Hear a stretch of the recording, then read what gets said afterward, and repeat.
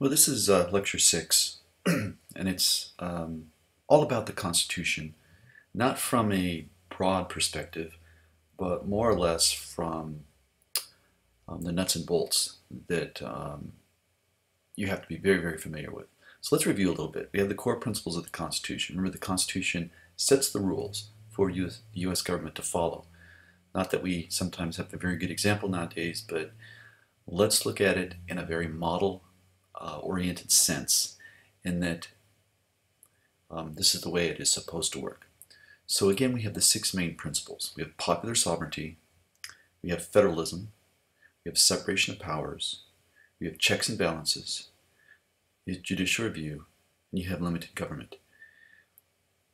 At this point, since I'm using the Lucas Foundation PowerPoint, could you, in 1 minute, write down a great deal of knowledge about each of these six concepts: popular sovereignty, federalism, separation of powers, checks and balances, judicial review, and limited government? And I might have you do that in a classroom sense, but since this is a recorded lecture, I still may do it, but you're seeing the whole lecture rather than just parts of it when we get to it on Monday. Now, popular sovereignty, again, ruled by the people. The people are sovereign, means the people are theoretically all-powerful. All political power rests with the people. The government can only govern with the consent of the governed, us. It is the cornerstone of the Constitution. That begs the question, why is the rule by the people so important? Well, look what they had to work with. The previous experience had been top-down rule. Whatever the sovereign, in this case the king or the queen, decided was the way it was going to be. The founders wanted to turn that on its head, and have the bottom up, which is the people give their consent. If they don't like the policies of the government, then they can change that government to one in which the policies that they espouse are more readily endorsed by the people. Now, federalism simply means, again, power divided. Again, do not confuse that with separation of powers. It simply means that we have, in the United States at least, three levels of government. We have national and state, and within the state we have a plethora of local governments. They deal sometimes with very broad issues and sometimes deal with only one thing, like a school board or a water board. So how important then, again, this concept, these concepts that you have to look at, how important is sharing between the federal government and the state government? Well, in the last 30 years, like I've mentioned in previous lectures, there's been a yin and a yang pull back and forth between the federal and state governments. The federal government, of course, is based on Supreme Court decisions, and what is written in the Constitution is all-powerful in those areas that the federal government has supremacy in.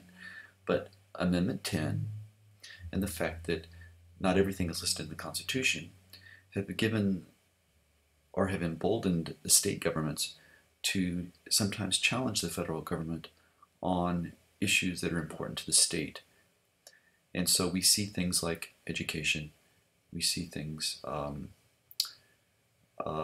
that are under the umbrella of states' rights being talked about on a variety of fronts, but in particular education, party systems, any number of things. Having one of those brain glitches today to where I can't spell it all out for you, but if you just look around you, how do we deal with the homeless? How do we deal with, is that a local problem, a state problem, or a federal problem? How do we deal with veterans? How do we deal with lack of housing? All these things, that's just three things. Granted, my brain is working again, that are not exclusive to the province of any of the levels of government. So then, who has predominance? Who has the most power when we're dealing with important issues like this? Then we have we have limited government, which limits the government to actions that are specifically written about, which is why the president has had his hands slapped over his use of executive orders to the executive agencies, especially on things like Obamacare and immigration. We have judicial review. Many of the 30 to 40 to 50 cases that the court takes on every year at the national level, but also decisions that are made at the state level and in the lower federal courts, all look at the issue of, do these laws conflict or do they conform with the Constitution and the precedents of previous cases? But we have to ask ourselves, is it fair that 9 justices have all the power to overturn laws? Well, sometimes, even in a system which has lots of roadblocks in the legislative and executive branch, things come to the court which somehow passed. And the justices say, did not someone take a step back and look at this as a situation that is unconstitutional? And sometimes they do that.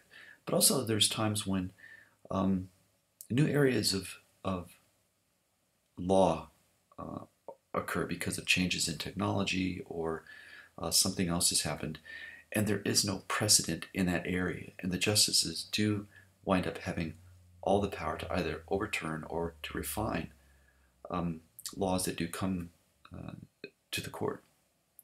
With checks and balances, it just simply means that there's a guarantee that no branch of government will be all powerful. Though we know that right now, the executive branch has more power than the legislative branch and the judicial branch.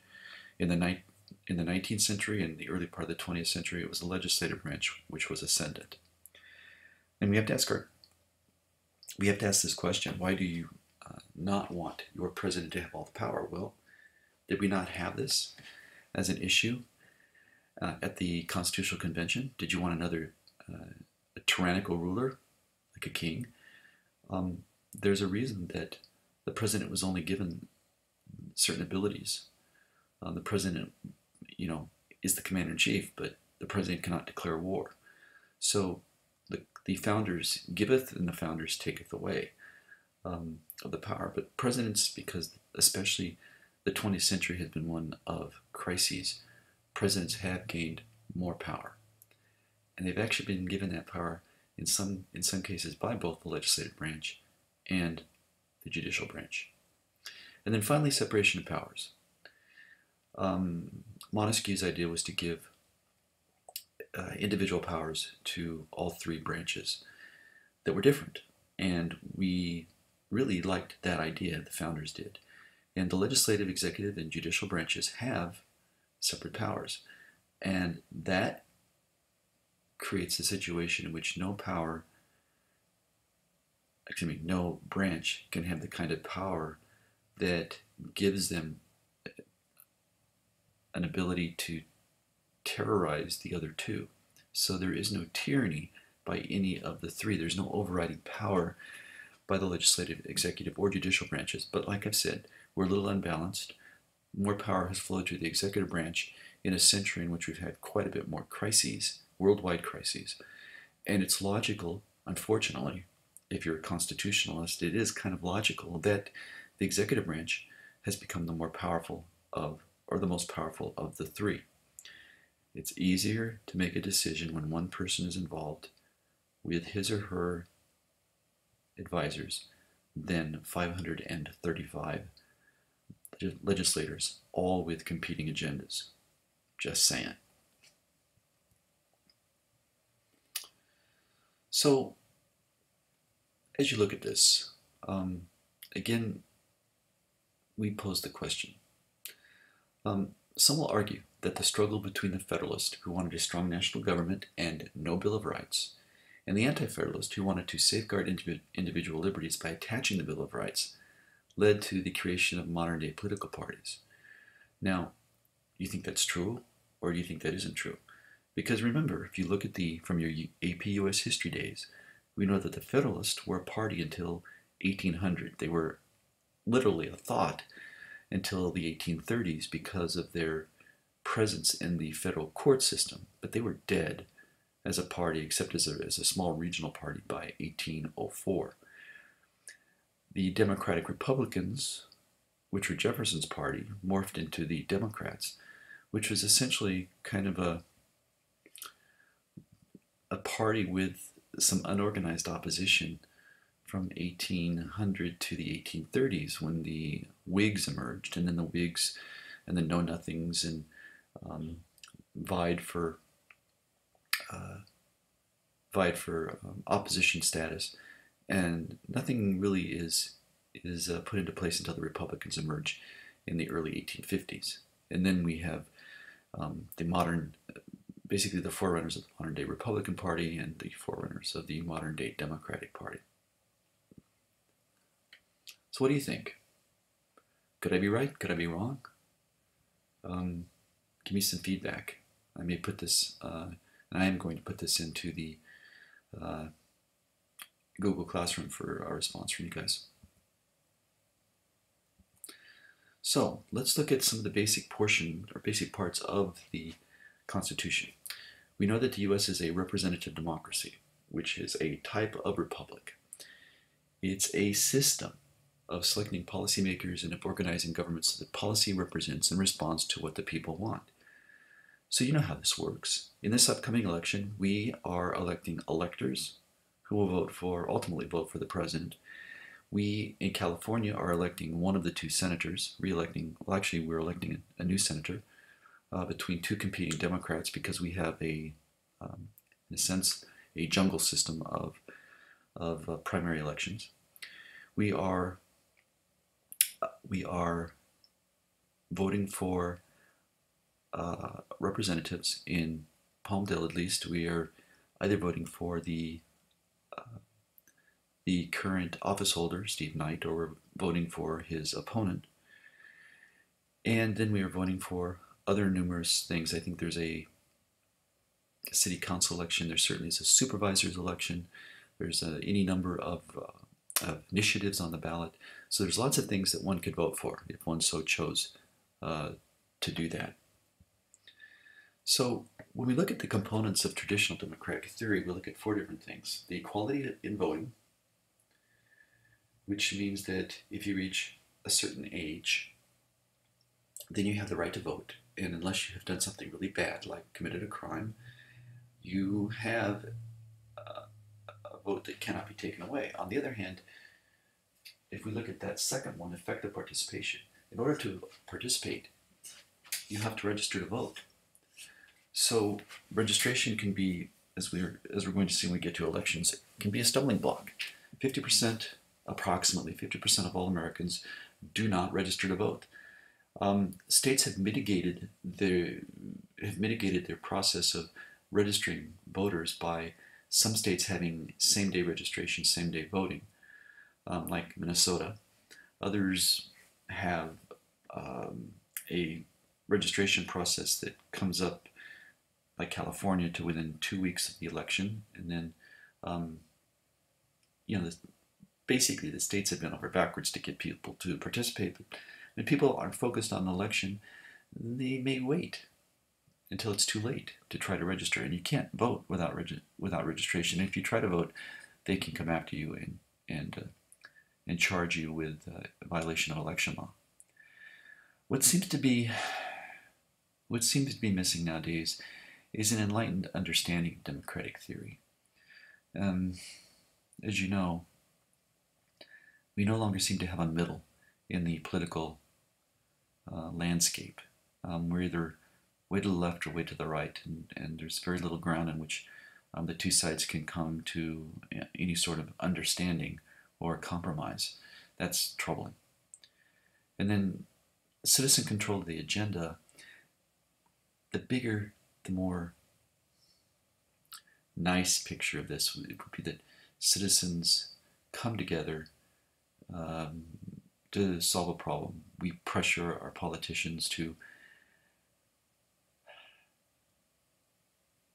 get the data together in order to come, or at least have the data given to them in order for them to become more cognizant of the issue, and then to help realize a perhaps a compromise, but also just being able to satisfy the wants of citizens. But what has happened in our system has been the rise of lobby groups, which are very democratic. But lobby groups, perhaps like citizen groups, don't look at the bigger picture. What the lobby wants may not be best for the United States. We're going to see this again and again and again, that it may satisfy a certain portion of it. And some people would say that certainly the AARP or the National Rifle Association has thwarted how a majority of Americans think. But on the other hand, they're full of citizens who have pushed to control the agenda on issues that are important to that lobby. So let's look at, since you are becoming so familiar with the Constitution, let's look at what we call express powers. Now, these are powers that are directly written in the Constitution by the founders. They're also called enumerated powers. So the E word's important. Expressed / enumerated means the same thing. Now, most of these are found in the first 3 articles of the Constitution, but specifically in Article 1, Section 8, which remember is about the legislative branch, there are a number of very specific examples. The government can levy and collect taxes. The government can coin money. The government can make war. The government can raise an army. The government can regulate commerce among the states, what's known as interstate commerce. This is Article 1, so when we say government, we're talking about the legislative branch. The legislative branch can make war. They can't lead it, but they can make it. The legislative branch can direct the executive branch to coin money, the U.S. Mint. Levy and collect taxes. This occurs at all levels, from the federal government to state governments to the local governments. A variety of types of taxes, from income tax to excise taxes, which are taxes on certain types of product like gasoline and cigarettes, property taxes, which occur at the lowest level in California anyways. Education and other things rely on both income tax, but especially property tax. There are things like taxes that allow you to drive your car on the roads, your state registration. Those are all taxes. And then, of course, anything that crosses state lines, as far as goods and service, those come under the purview of the federal government. So those 5 are especially important. There are others, but those 5 are especially important. So if we look at all of these things here, let's go from left to right. Force and collect taxes, duties, and exercises from people. The federal government can also borrow money on your behalf. You also indirectly make the commitment to pay that money back with interest. Ouch. 3, to maintain foreign and interstate buys and sells of goods. Countries, not only this one, but other countries, like to rely on a very stable trade policy, so they know how to react when they're dealing with another country's trade policies. When you have 13 different trade policies, all different, 13 different 13 different currencies and things like that, but theoretically they're all under the same moniker, it can be very confusing. Number 4, to provide for immigration to the nation, their rights and privileges of being a natural-born citizen. So those who come and make the effort to become citizens are treated the same as those who were born here. 5, to make money and to maintain its value. So the government, now through the Federal Reserve, maintains the government's fiscal policy, the government's monetary policies. Fiscal policies are the budget. Monetary policies are the manipulation of interest rates. 6, punish someone who illegally imitates federal money and securities. This is what we call counterfeiting. Number 7, set up post offices. Despite sometimes our complaint about the U.S. postal system, which is, again, in dire straits financially, we have one of the best post office systems in the world. It's reliable. It aspires to be reliable. It can be competitive. So remember, it has no competition when it comes to first or second class mail, but it certainly has competition in the package department, and it has responded to the challenges of UPS and FedEx and done so very well. I'm more likely to use USPS to move a package than I am the other two. The government also grants patents and copyrights. Patents are for inventions, copyrights are for books, songs, things like that. They define and punish crimes at sea and violations of international law. Remember, we are responsible out on the water and also now in the air, but out on the water at least for 200 miles out, and our airspace cannot be theoretically violated by those that we don't want here. 11, to declare war and make laws regarding captures. I missed one. I'm sorry. Create courts inferior to the Supreme Court. We did it with the number 9 there. We did that with the Judiciary Act of 1790. 10 is the define and punish crimes at sea. 11 is to declare war and make laws regarding captures on land and water. 12 is to raise and support armies. 13, to provide and maintain a navy. And now that can also include an air force, coast guard, and things like that. 14, to make laws governing land and naval forces. That's what we use in order to create things like the national parks and stuff like that. 15, summoning the militia to execute federal law, suppress uprising, and repel invasions. The National Guard.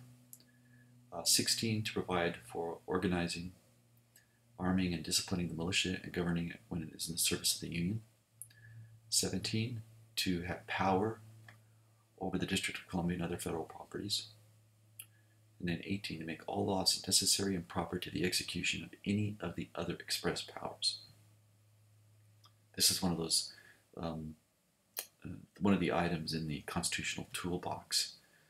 And also, I think, in the checks and balances assignment that was given you. So, the power granted to the national government by the Constitution. Now, remember, we just had express powers, but there's also something that's called implied powers. The powers the national government need to carry out that are expressly defined in the Constitution, but not specifically listed. That can be kind of confusing based on Article 1, Section 8, Clause 18. Again, they didn't try to make everything or list everything in Article 1, Section 8, Clause 18, but they put in there a term, necessary and proper, or its nickname, the Elastic Clause, which is designed to meet the many problems the founders could not foresee. So in 1787, 1789, 1812, we didn't have a draft. But certainly by the time we wind up in the 1840s, but especially during the Civil War, we did draft people into the armed forces, and it becomes even more of a structure for World War I. Obviously, nuclear power plants were not even a thought in 1787, but again, that's one of the things that we have had to do. Create a space program, regulate the stock market, create an FBI, CIA. All those things are necessary and proper in a modern society, but of course, they're not listed in the Constitution.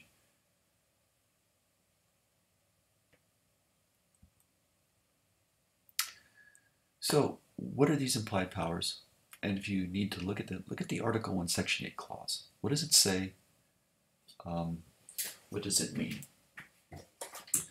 So if we are to look at, I'll get out my Constitution here. If you look at Article 1, Section 8, it lists a number of things. The powers of Congress, it goes on and on and on. We get down to Clause 18.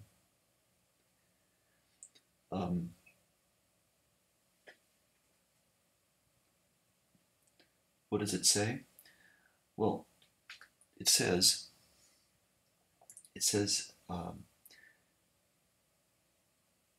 to make all laws which shall be necessary and proper for carrying into execution the foregoing powers and all other powers vested by this Constitution in the government of the United States or in any department or office thereof.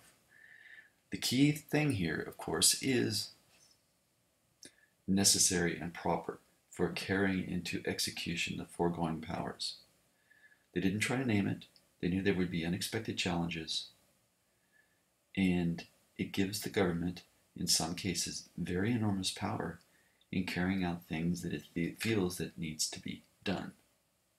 Now, the following section 9 puts some restrictions in on federal power. And I have a book here I like. It's American Government by Theodore Lowy. And what I really like about its constitution, it goes on page after page, is that it links the Constitution with the respective Federalist Papers. So this necessary and proper comes up in actually 3 Federalist Papers, 29, 33, and 44. 29 and 33 are written by Hamilton. 44 is written by Madison. And Madison and Hamilton have a great deal to say about Article 1, Section 8. And lots of the Federalist Papers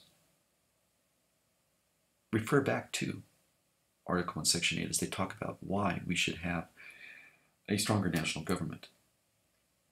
So this is I really like the way this book lays it out. I wish we had this book, but some teachers at other schools would say, oh, it's just too hard for this type of student that we have. And I'm like, really? It is what it is, though, right? Okay, so this isn't very good, and I really don't like this, but all of these are, the express powers of Congress are blank simply because there's nothing specifically read. And I thought I had made this smaller so that it was easier to read. But let's look at this first box. Implies that powers to support public schools, welfare programs, public housing, and so on. Implies the power to maintain the Federal Reserve Board. It's definitely true. The second box implies the power to prohibit discrimination in restaurants, hotels, and other public accommodations. Implies the right to draft people into the armed services. Implies the power to limit the number of immigrants to the United States. So we can look at our Constitution, and we can look at Article 1, Section 8, and we can find parts in there that relate to this. So when we look at implies the power to support public schools, welfare programs, public housing, and so on, implies the power to maintain the federal board. They took that as the ability to coin money, regulate the value thereof, and to foreign coin and fix the standard of weights and measures, and so on and so forth. So here, it's not always specifically defined in one of the statements, but certainly they bleed over elsewhere. And none of these things are actually mentioned. Obviously, there was no Federal Reserve Board until 1913. So lots of these things are implied or have been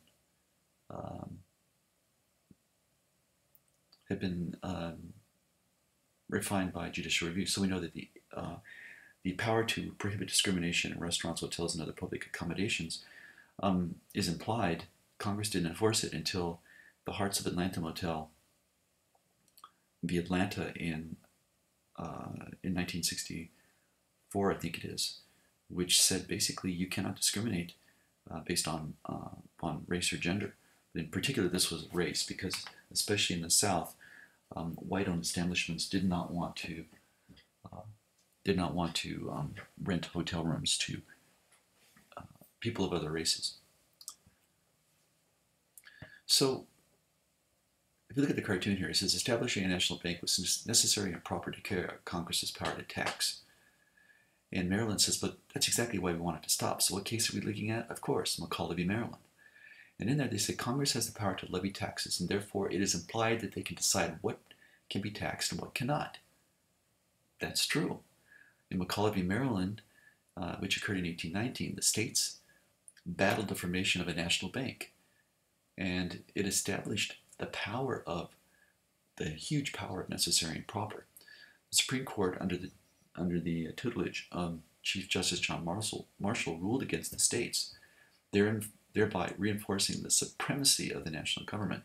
So not only did they validate the necessary and proper clause, they also validated what's known as the supremacy clause, that the federal government, power of the federal government trumps the power of the state governments.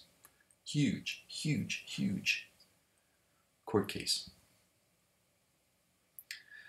So let's look at where the federal and state governments many times butt heads against each other. The reserve power. Powers that belong strictly to the states under the 10th Amendment, that any power not delegated to the national government belongs to the states. So we know that the federal government does not regulate any of the educational systems. How do they then have influence? Well, lots of federal money come down the pike. And so they basically say, if you want that federal money, you're going to have to jump to whatever regulations we want you to follow. And it's like that with the IDEA, which is the special ed regulations and things like that. They also create local governments, they issue licenses, they hold elections, they regulate interstate commerce, they ratify amendments, they conduct social policy making. So we'll see when we get further in that the Welfare Reform Act of 1996 allowed the states to become laboratories, and the federal government would then pick the best and most brilliant ideas in order to apply those to federal social policy making. Regulate health and welfare, create traffic laws. Actually, the list can go quite a bit further than this, but this is a pretty good look at 9 different things that the federal government doesn't have sway over. They're more in the province of local and state governments. So we see 4 examples of this: vote in local elections, town meetings, check with your town hall, that's more of an eastern type thing. City hall is more of a western type thing, or a metropolitan type thing. The state of Iowa issues an initial license to this person right here to teach music. And of course, though there are federal lawmaking organizations, when you see this, these are more local, county and local jurisdictions like cities, like LAPD versus LASD, LA County Sheriff's Department. Now, federalism has some influence here. There are, we've talked about different types of powers today. Express powers or enumerated, implied powers. And then we have what's known as concurrent powers. And these are powers written into the Constitution that both the federal government and the state government share. And so we have taxing all levels of government tax. All levels of government have courts. So you have the federal courts in the federal system, but you also have states. Every state has a state Supreme Court. And then what we have here, which are municipal courts. We used to have also what was called superior courts. There's also things like traffic court, and there can be a morass of them. Both the federal government and states enforce laws. There are mechanisms which require us to adhere to statutes that are passed not only at the federal level but at the state level. Both jurisdictions allocate money for public needs.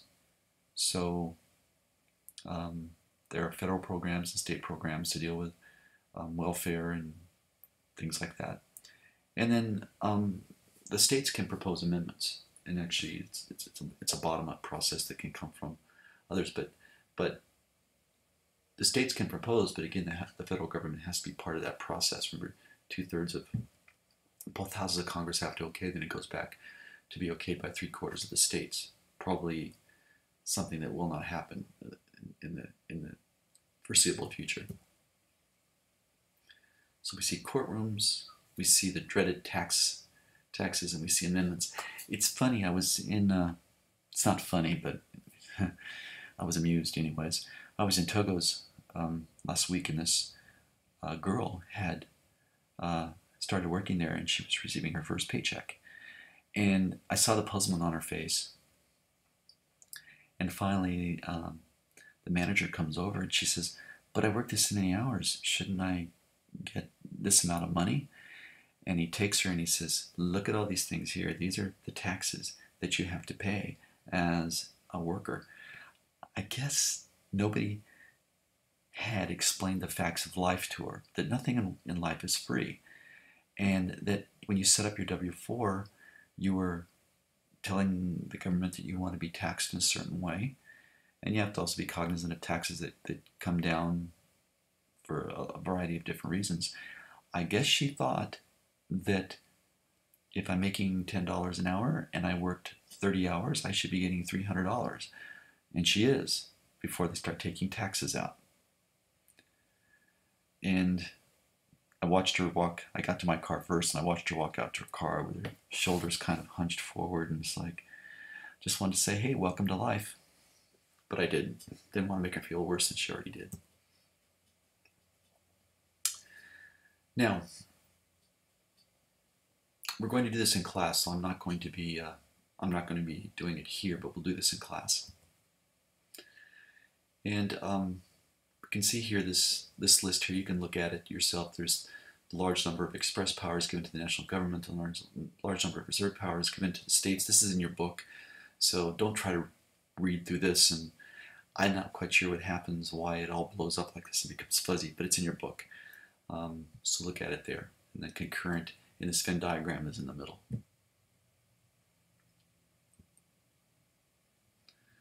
So, what are the key parts of the Constitution of the United States? Well, the first part is the preamble. What are the goals? Well, those are what teachers are supposed to put on the board. What are the goals that we're going to achieve this day? The objectives. The preamble are like those objectives. The preamble also is a driving question. What are we going to do? And then listed under the preamble are the 7 articles. The most important of these are 1, 2, and 3, but the others are also really important. 4, 5, 6, and 7. 6 deals with the Supremacy Clause. 7 deals with adding amendments to the Constitution. All of them are important, but the first one is the most fleshed out. And then that's all the original Constitution looked like, was Articles 1 and 2. The preamble and the 7 articles. That's all it looked like. There was no Bill of Rights. So the third part then becomes the Bill of Rights, the first 10 amendments to the Constitution, which is a promise of what will be added when the Constitution is ratified by 3/4 of the states in 1790, and that's exactly what we do. So we see the preamble here. I've seen the Schoolhouse Rock one. It's okay. I'm sorry I do not do Barney in the preamble. I'm sorry, I just don't. But the words, unfortunately, are so unfamiliar for most people. We the people of the United States, in order to form a more perfect union, establish justice, ensure domestic tranquility, provide for the common defense, promote the general welfare, and secure the blessings of liberty to ourselves and our posterity, do ordain and establish this Constitution for the United States of America. That most people feel that this is some sort of communist manifesto shows how far apart the population perhaps has come from what its institutions stand for. And it's also an indictment of how poorly so much of education is. This should be, I think, instantly recognizable to a vast majority of people. And unfortunately, it's not. Unbelievable. So what sections separate the powers? Well, if we just look at the Constitution and the electoral process, the original plan was the presidents would have 4-year terms. Remember, they fought over that. Hamilton actually thought the president should be a lifetime, but that just smacked too much of being a king. Whereas others wanted an even lesser term, not 4 years, but something less. The judiciary would have life terms. The Senate would have 6-year terms. Remember, they were supposed to be the more deliberative body, and the House of Representatives would be the more responsive body to the electorate, and they would have 2-year terms. The state legislators would nominate the senators, though as we move through our history, we move farther west, that concept was kind of abandoned, more in favor of those senators who would be popularly elected. But what we never abandoned was the fact that the founders felt very uncomfortable with voters making a direct, um, the voters engaging in a direct election of the president. So the founders put the Electoral College in place. And like I've said, the Electoral College is not going anywhere because the small states would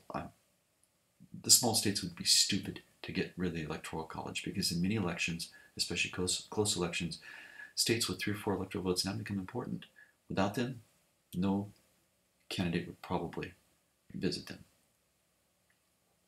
I could be wrong, but I don't think I am. Again, we've seen this before.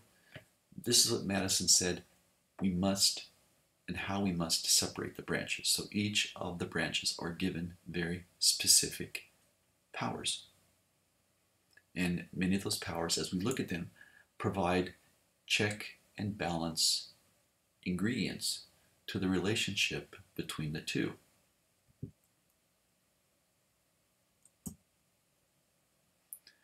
So Article 1, the legislative branch. They can declare war, they regulate commerce, they establish bankruptcy laws, they coin money, they provide punishment of counterfeiting, they provide and maintain a navy, they perform the chief economic policy-making role. But here's the problem. Here's what's changed. Nowadays, the budget and all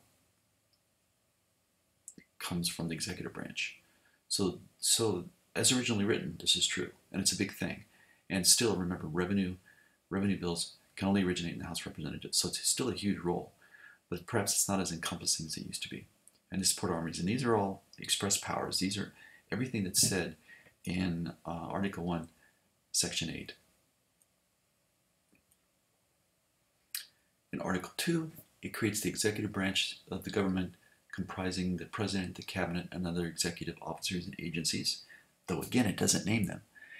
And it's the largest branch because of all of the executive agencies that are now part of it, from the first ones, which were Treasury and State and War, which is now Defense, and Justice, to the last one, which is added, which was Homeland Security. All the power is vested in the President of the United States. And these are the current presidents minus the current one. Article 3, of course, creates the judicial power of the United States. It shall be invested in one Supreme Court, and in such superior courts as Congress may from time to time ordain and establish. It was pretty quickly recognized that cases going directly to the Supreme Court was not a very efficient way of dealing with issues. So the Judiciary Act of 1790 created the appellate courts. There's 12 regional circuit courts of appeals. That means that California is part of the 9th. And if a bill ever gets passed, breaking up the 9th, we would still be the 9th, but Washington, Oregon, Idaho, and others would peel off and create a 13th. And then there's one U.S. Court of Appeals for the Federal Circuit. So any case that reaches the Supreme Court, other than the specific ones laid out in the Constitution, so for instance, the conflicts between the states or ambassadors, those directly go to the U.S. Supreme Court. Otherwise, they have to go through a process to using the U.S. District Courts, the U.S. Court of Appeals, and then to the Supreme Court if the court decides to take them on there. Now, we've added along the way the U.S. Court of International Trade, which deals with trade issues, and the U.S. Court of Federal Claims, which basically deals with claims that U.S. citizens have against the government for things the government perhaps has done badly, or the government has created a situation where people were damaged, and the people are asking for the claims to be satisfied, usually through money. And at the bottom we have federal courts and other entities outside the judicial branch, the military courts, the Court of Veteran Appeals, the U.S. Tax Court, IRS, and the federal administrative agencies and boards, which from my way of thinking have become way too powerful, but that's just me. Then Article 4 talks about the relationships of states to each other and to the national government. How did the framers make sure the states played nice together? Well, first and foremost, they require each state give the citizens of other states the same rights as its own citizens. So if you, for instance, are a citizen of the state of California and you are in a traffic accident in Texas, you are treated as if you are a citizen of the state of Texas and given all the rights that a state resident has. It also addressed admitting new states. Now, sometimes, though generally these states had the same things, there were some different kinds of issues. So, for instance, Utah had to ban plural marriages in order to be admitted to the Union in the 1880s or early 1890s. 3, it guarantees that the national government will protect states against invasion or domestic violence, hence the reason that a National Guard exists. And 4, it addresses extradition of a person accused or convicted of crimes. So, let's say that I commit a heinous crime in the state of California. I rob a bank. And then I grab a person to use as a hostage and I cross over into the state of Nevada. Now, in the execution of that robbery at the bank, I killed a person. I go to Nevada and I do something bad to my hostage, and ultimately I get to Arizona and I'm captured. Well, most likely, Nevada or California will want me. Since the more heinous crime was performed in California, California will ask for extradition of me back to the state so I can stand trial there. Now, this doesn't always work out the way we think. There was a case in the after 9/11, but probably 10, 12 years ago. There's a name for the incident, and I can't remember what it is, but people in Maryland, Washington, D.C., and Virginia, all around Washington, D.C., were under extraordinary stress for, I think, at least a month, because out of the blue, people would get shot. Some of them wounded, some of them were killed. And we didn't know who or where. And finally, the perpetrators were captured in Maryland. Now, Maryland, I think, had the most people killed, but Maryland handed over the two, and one was an underage boy who is in prison for the rest of his life. The older adult male has been put to death. But the reason that I mention that is that Maryland, though most of the deaths occurred there, handed over the two to the state of Virginia, which had a death penalty. Maryland, by this time, did not. And nobody complained. Well, probably some civil libertarian complained somewhere. But they were extradited from Maryland, where they were captured, to Virginia to stand trial. They were both convicted. One is, like I said, the young man who was underage at the time, certainly under the influence of the adult, is in prison for the rest of his life. The adult has been put to death.